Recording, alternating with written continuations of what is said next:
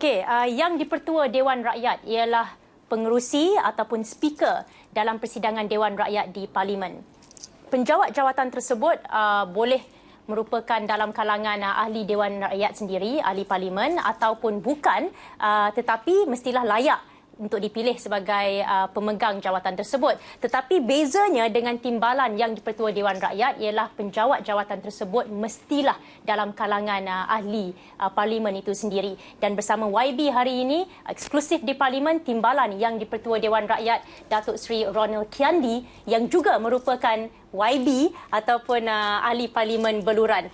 YB Beluran di kawasan, tetapi di Dewan Rakyat dikenali sebagai timbalan yang dipertua Dewan Rakyat yang selalu mengambil sikap yang sangat very bersahaja, sangat bersahaja. Itu Datuk Seri Ronald Kiandi di Parlimen. Adakah itu yang memang image yang ditonjolkan Datuk Seri dari awal lagi? Ya, memang itu sifatnya, image-nya. Di Parlimen ini adalah antara rakan-rakan ahli parlimen yang mempunyai latar belakang yang berbeza dan mempunyai bukan itu saja tetapi latar belakang pendidikan yang berbeza. Jadi saya menganggap bahwa semua ahli itu sama dengan kita sebagai timbalan yang dipertua dan tentulah approach kita sama dengan mereka. Cuma membezakan kita dengan mereka adalah kedudukan kita sebagai speaker.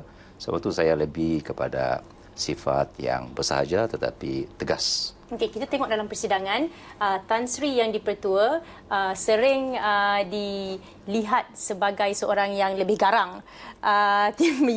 Timbalan YDP, Datuk Ismail, dilihat sebagai yang lebih serius.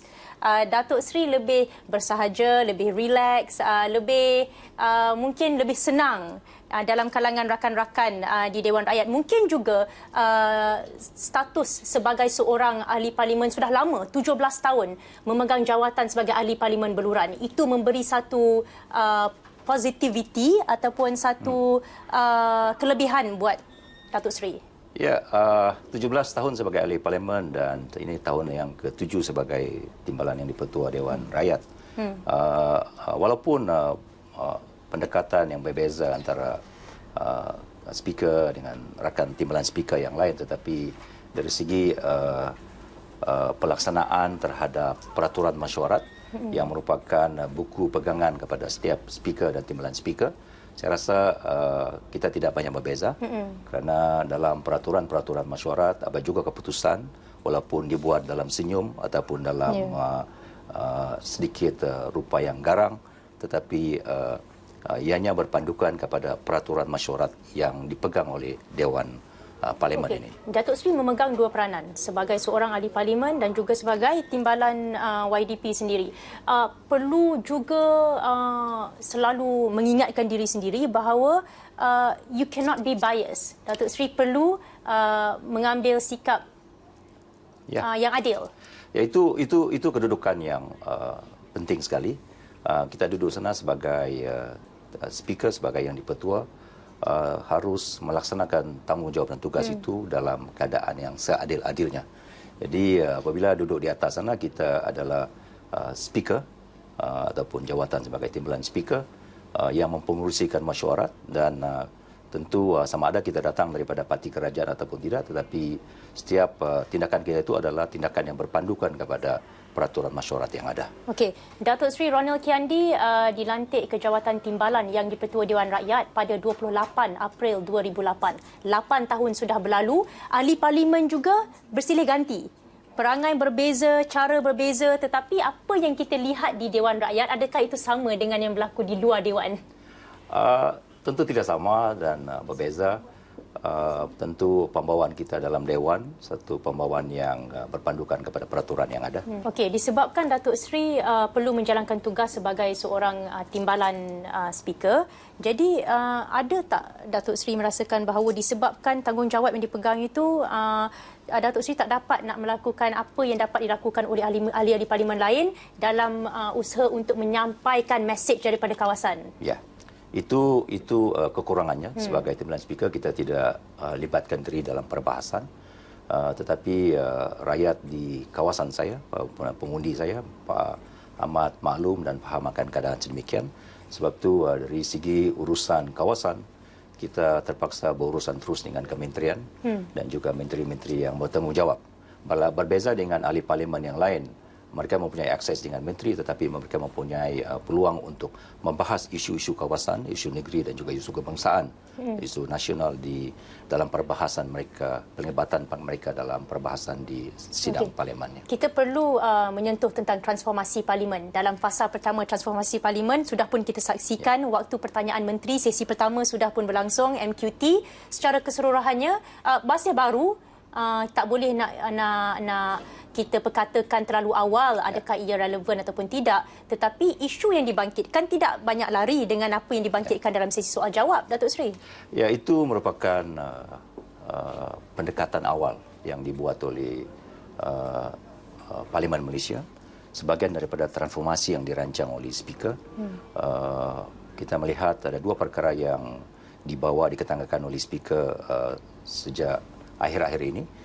Mulanya adalah penubuhan, pengujudan second chamber ataupun kamar khas, dan juga sesi ini, sesi soal jawab menteri telah dilaksanakan semalam. Jadi ini merupakan sebahagian daripada transformasi yang dirancang oleh Speaker. Jadi walaupun sesi soal jawab menteri yang diadakan ini tidak seperti Prime Minister's time yang dibuat di Australia ataupun di Kanada, tetapi kita melihat bahawa kita ke arah itu, ke arah soal jawab secara spontan yang dijawab oleh menteri-menteri. Bezanya dengan soal jawab biasa tu, soal jawab sesi bersama menteri ini tidak memerlukan notis yang panjang, but overnight notice, semalaman. Maknanya kalau nak disoal besok, hari ini dikemukakan soalan. Dan juga ada batasan masa 30 saat untuk menteri menjawab dan 33 minit dan juga 2 minit setengah untuk soalan-soalan tambahan. Begitu juga ahli parlimen cuma dibatasi dengan had masa seminit dan juga 30 saat untuk mengumumkan soalan tambahan. Tapi mereka masih mendapat soalan 24 jam sebelum. Jadi ia bukanlah spontan seperti yang sekarang ini soalan hanya boleh dikemukakan dalam tempoh 14 hari sebelum sidang Dewan. Jadi beza yang kritikal, yang ketara sekali adalah tempoh masa mengemukakan soalan. Berarti ahli-ahli parlimen mempunyai ruang untuk kemukakan isu-isu semasa yang berlaku. Kebanyakan teguran yang dibuat oleh ahli parlimen bahawa soalan-soalan mereka ini jika dikemukakan 2 minggu sebelum sidang parlimen, ketika sidang parlimen banyak yang overtaken by event. Ada soalan-soalan yang sudah pun terjawab dalam tempoh masa 2 minggu sebelum dikemukakan soalan. Maknanya sekarang ini ada peluang bagi mereka mengemukakan soalan yang current, yang semasa. Jadi itu perbezaan yang ketara.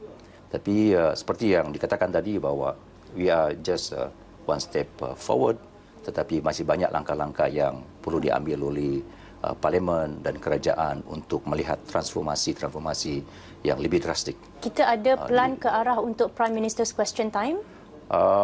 Saya kurang pasti itu, tapi rasanya ada dalam perancangan dan sebagainya.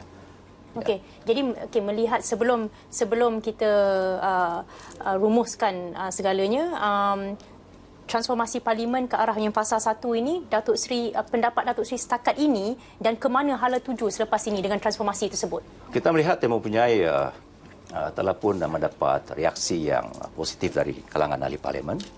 Banyak soalan yang dikemukakan dan ramai yang ingin terlibat terus dalam mengemukakan soalan-soalan dalam sesi soal jawab dengan menteri ini. Jadi kita melihat ianya diterima secara positif oleh kalangan ahli parlimen kerajaan, bagi juga kalangan ahli parlimen pembangkang. Jadi setakat itu saya rasa satu penambahbaikan yang baik bagi Parlimen Malaysia.